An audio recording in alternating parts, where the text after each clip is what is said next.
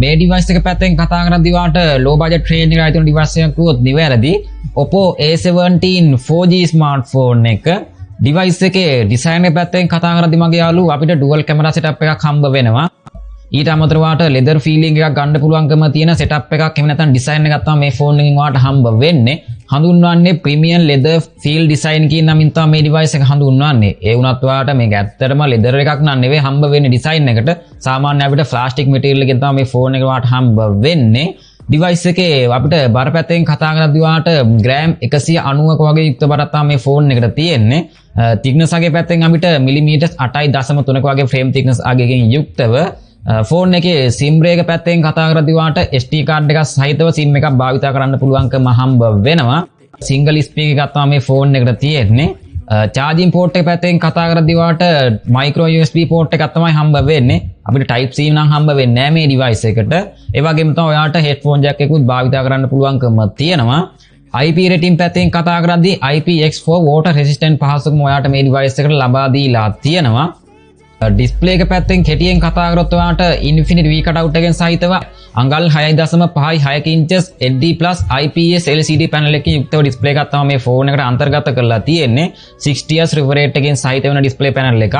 color depth එක පැත්තෙන් ඔයාලට 16.7 million වලින් color depth එකක් තමයි මේ ෆෝන් එකට තියෙන්නේ.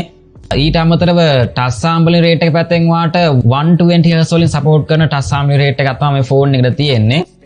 brightness quality පැත්තෙන් කතා කරද්දී අපිට සාමාන්‍ය brightness quality වලට නිස් 480ක වගේ brightness quality එකක් තමයි මේ ෆෝන් එකට තියෙන්නේ. එහෙම නැත්නම් ඔයා එළි වගේ භාවිත කරනවා නම් අවුවත් එක්කම වගේ භාවිත කරනවා නම් ඔයාලට මේ device එකට නිස් 600 වගේ උපරිම quality එකක් ඉතින් ඔයාලට මේ device එකෙන් බලාපොරොත්තු වෙන්න පුළුවන්කම තියෙනවා. සාමාන්‍ය ඒක ගොඩක් දුරට වැදගත් වෙන්න ඕනේ මෙන්න මේ ෆෝන් එකේ තියෙන price එකත් එක්ක.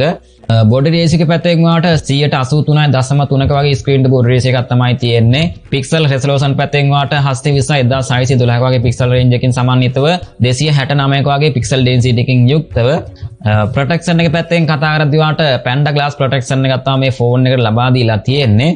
ඩිස්ප්ලේ එක පැත්තෙන් අපිට සාමාන්‍ය කෙටියෙන් කතා කරොත් ඔයාලට මේ ෆෝන් එකේ price point එකත් එක්ක ලොකුවටම detail එකක් බලාපොරොත්තු වෙන්න පුළුවන්කමක් හම්බ වෙන්නේ නැහැ. 60 Hz refresh rate එකක් නිස් 600 වගේ brightness quality එකක් ඉතින් අපිට maximum හම්බ වෙනවා. සාපේක්ෂව හොඳ resolution එකක් මේ device එකට ලබා දීලා තියෙනවා. ඒ වගේම තමයි IPS panel එකක් ෆෝන් එකට හම්බ වෙනවා. ලොකුවටම detail එකක් බලාපොරොත්තු වෙන්න පුළුවන්කමක් හම්බ වෙන්නේ නැහැ. සාමාන්‍ය වැඩ කටයුතු කරගන්න පුළුවන්කම තියෙන තත් එක 60 Hz refresh rate එකෙන් සහිතව එන display එකක් විදිහට මේ ෆෝන් එක confirm කරගන්න පුළුවන්. price එකත් එක්ක ලොකුවටම බලාපොරොත්තු වෙන්න එපා. display එකේ තියෙන quality වගේ දේවල්. ඉතින් මගේ යාළුවෝ අනිවාර්යෙන්ම channel එක subscribe කරන්න අලුත් කෙනෙක් නම්.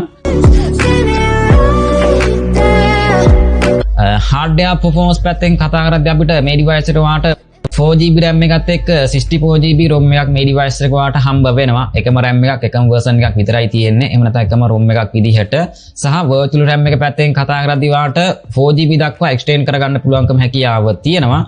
මේ device එක වාට Android 12 base support කරනවා. ඉතින් ඔයා වීඩියෝ බලද්දිම software features change එකකින් සහිතව Android 12 අපිට ColorOS 12.1 version එකකින් සහිතව chipset එක පැත්තෙන් කතා කරද්දී මගේ යාළුවෝ ඔයාට මේ device එකට හම්බ වෙනවා MediaTek Helio G35 12 nanometer chipset එක octa-core CPU එකක් සහ PowerVR G8320 කියන budget GPU එකක් තමයි මේ ෆෝන් එකට හම්බ වෙන්නේ.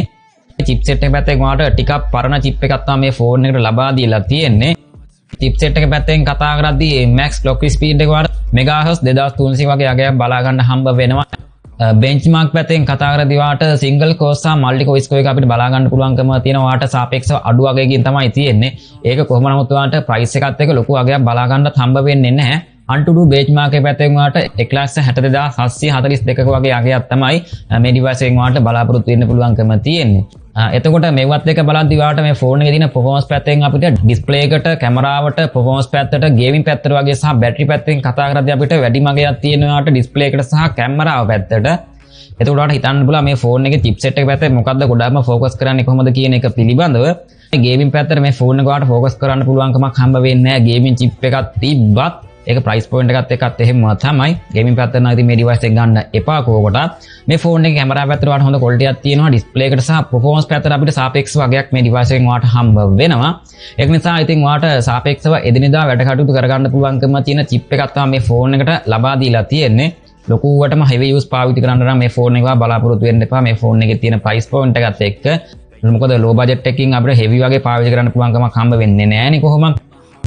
device එකේ කැමරා පැත්තෙන් කතා කරද්දී මගේ යාළුවෝ ඔයාට dual camera setup එකක් තමයි ෆෝන් එක ලබා දීලා තියෙන්නේ.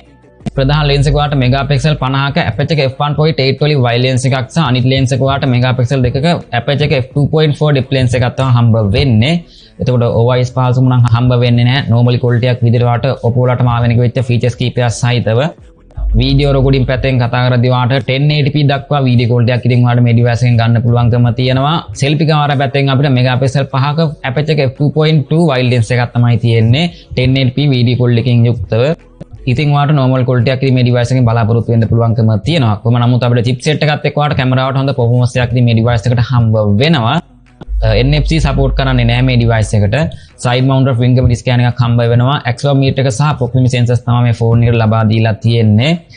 battery capacity පැත්තෙන් කතා කරද්දී මගේ යාළුවෝ ඔයාලට milliampere 5000ක battery capacity එකක් තමයි මේ device එකට හම්බ වෙන්නේ. channel එකත් අනිවාර්යයෙන්ම subscribe කරන්න.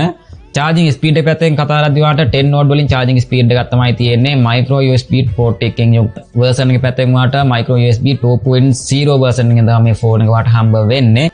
ඉතින් බැටරි පැත්තෙන් ඔයාලට හොඳ යූස් එකක් බලාපොරොත්තු වෙන්න පුළුවන්කම තියෙන බැටරියක් තමයි මේ ෆෝන් එක ලබා දීලා තියෙන chipset එකත් එක්ක සහ කැමරාවටත් ඒ වගේම තමයි ඩිස්ප්ලේ එකත් එහෙම තමයි. මේ ෆෝන් එක ඔයා ගේමින් පැත්තෙන් නම් බලාපොරොත්තු වෙන්න බෑ කොහොම නමුත් අනිවාර්යෙන්ම. ඉතින් මම හිතනවා මේ ෆෝන් එකේ තියෙන performance එක ඔයාලට වටිනව නැද්ද කියන එක ගැන අයිඩියක් ගන්න ඇති කියන එක පිළිබඳව ෆෝන් එකේ price එකක් දැනගන්න පුළුවන් පහළ කමෙන්ට් එකෙන් අනිවාර්යෙන් කමෙන්ට් එකක් දාන්න price එක අනිවාර්යෙන් දැනුවත් කරන්න. මොකද ඔයා වීඩියෝ බලද්දී price එක වෙනස් වීමෙන් සහිතව තියෙන නිසාම තමයි price එක කියන්නේ නැත්තේ. ඉතින් මම හිතනවා යම් කිසි අයිඩියක් ගන්න ඇති කියන එක පිළිබඳව. ඉතින් අනිවාර්යෙන්ම channel එක subscribe කරන්න. මේ වීඩියෝ හොඳයි නම් මේ වගේම තවත්ම සුපිරිම ෆෝන් රිවිව් වීඩියෝ කියනවා. ඉතින් පොඩ්ඩක් බුස්සන් ඇදේ වීතයි පරිස්සමෙන්ම ඉන්න.